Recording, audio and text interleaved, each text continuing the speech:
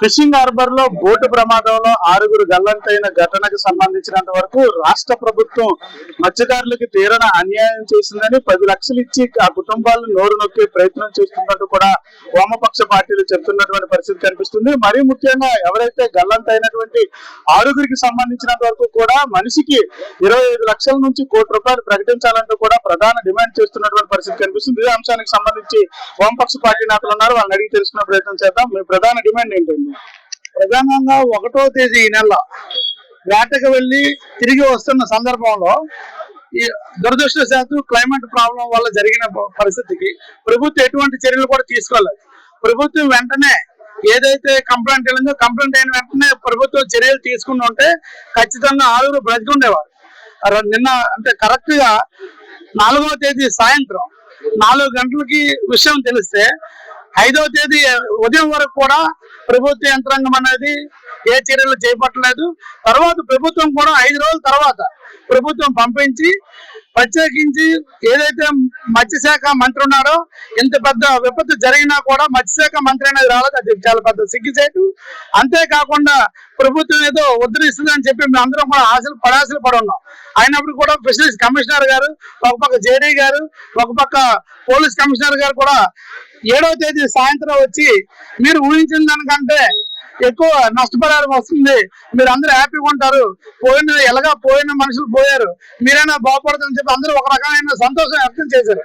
ఆ అబద్ధాలు చెప్పారన్నది అబద్ధాలు పెట్టారు. నెక్స్ట్ రోజు మత్స్యశాఖకు సంబంధించిన మినిస్టర్లు రాకుండా కొల్లు రవీంద్ర గారు వచ్చారు. కొల్లు రవీంద్ర గారు వచ్చారని మేము కూడా సంతోషపడ్డాం.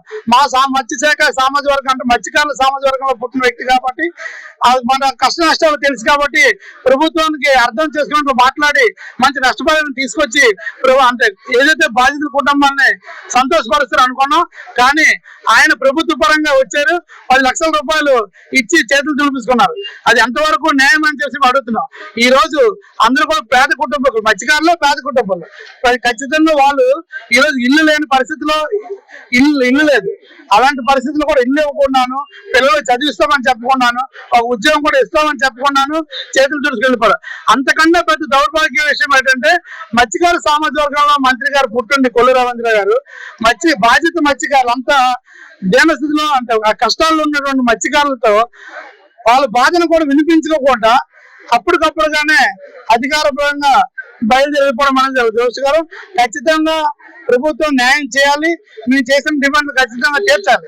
చేసిన వల్ల ఈ పోరాటాన్ని రాష్ట్ర వ్యాప్తంగా మేము తీసుకెళ్లి బాధితులకు అండగా నిలుస్తామని చెప్పేసి ఫిషింగ్ హార్బర్ యూనియన్ వర్కర్స్ తరఫున డిమాండ్ చేస్తున్నాం.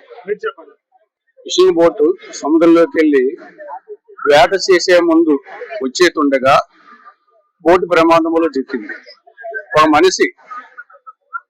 మనిషి బయట వచ్చాడు, సగం మనుషులు చనిపోతే మీరు చెప్పండి, ప్రధాన మీ డిమాండ్ ఏంటి? అసలు ఏం కావాలని కోరుకుంటున్నారు?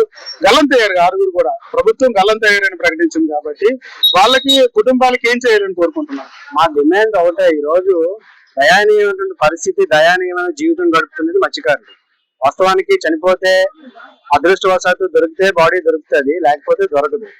అటువంటి పరిస్థితుల్లో వాళ్ళకి ఇచ్చినటువంటి నష్టపరిహారం కూడా తూతూ మంత్రంగానే ఉంది.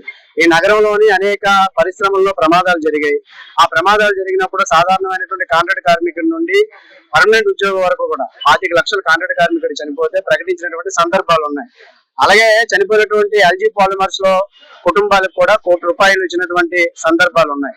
షిప్ యార్డ్ కానీ, ఇతర హెచ్పిసిఎల్ కానీ, ఇతర పరిశ్రమల్లో. కానీ అదే పద్ధతుల్లో ఇక్కడ కూడా ఇది ఫిషింగ్ ఇండస్ట్రీ కాదా? కాబట్టి ఈ దేశానికి ఆర్థిక రంగంలో క్రియాశీలకమైన పాత్ర పోషిస్తున్నది మత్స్యకార రంగం.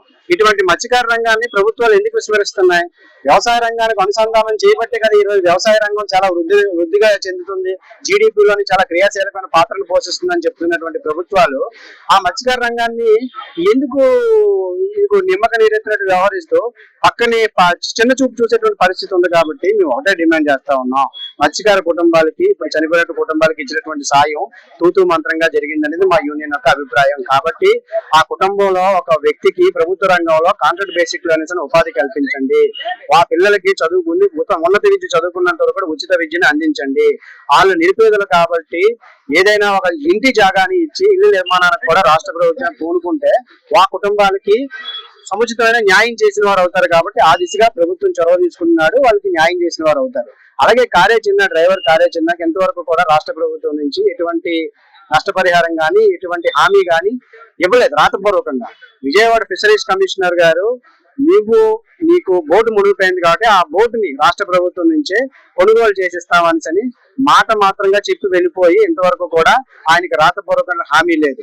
కాబట్టి మీ యూనియన్ గా డిమాండ్ చేస్తా ఉన్నా వెంటనే ఆ కుటుంబాన్ని ఆదుకోవడానికి అతనికి బోటుని మరలా రాష్ట్ర ప్రభుత్వమే కొనుగోలు చేసి ఇవ్వాలనేది Visakhapatnam fishing harbour workers union AITUC తరఫున డ్రైవర్ కళాసేవి సంఘం పక్షాన మేము డిమాండ్ చేస్తాం. చూడొచ్చు, ఏదైతే బోటు గల్లంత అయిన తర్వాత 6గురికి సంబంధించినంత వరకు కూడాను నష్టపరిహారం తూతూ మంత్రంగానే చెల్లించింది. ఖచ్చితంగా రాష్ట్ర ప్రభుత్వం కుటుంబానికి భరోసా ఇచ్చే విధంగా ఎవరైతే వ్యక్తిని గల్లంత అయినటువంటి వ్యక్తి కుటుంబాలకు సంబంధించినంత వరకు కూడా ఖచ్చితంగా ఏదైతే ఉద్యోగంతో పాటు ఇల్లు అలాగే వసతితో పాటుగానే ఉపాధి అవకాశాలు కలిగే విధంగా కూడా రాష్ట్ర ప్రభుత్వం చర్యలు చేపట్టాలని, లేని పక్షంలో ఈ ఉద్యమాన్ని మరింత ఉధృతం చేస్తామంటూ కూడాను ఏఐటీసీ నాయకులు చెప్తున్నటువంటి పరిస్థితి అయితే కనిపిస్తా ఉంది. కెమెరా పర్సన్ నారాయణతో భరత్, వేద టీవీ, విశాఖ నుంచి.